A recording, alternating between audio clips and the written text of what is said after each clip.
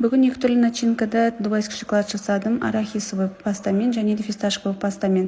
Бізге ол үшін 150 грамм молочный шоколадты импульсты микроволновкада ерітіп алып, 50 грамм ерімеген шоколадты қосып, бір келкі қылдыртып араластырып аламыз. Катаефи тестасына 150 грамм фисташковый пастаны қосып, бір келкі қылдыртып жақсылап араластырып аламыз.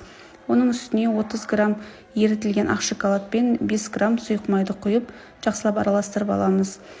Формочкаға молочный шоколадты осылай құйып, морозильникке 15 минутқа қатырып, оның үстіне фисташковый начинкамыз салып, қалған шоколадымызды артқы жағына жағып, осылай бір келкі қылдыртып, морозильникке жарты сағатқа қойып, қатырып аламыз. Өте дәмді болып шықты, жасап көрсеңіздер болады.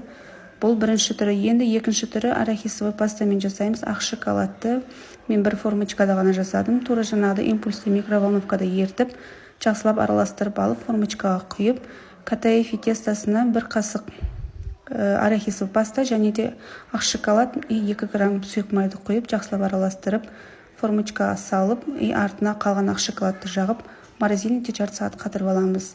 Біздің шоколадымыз осындай болып шықты. Ас болсын.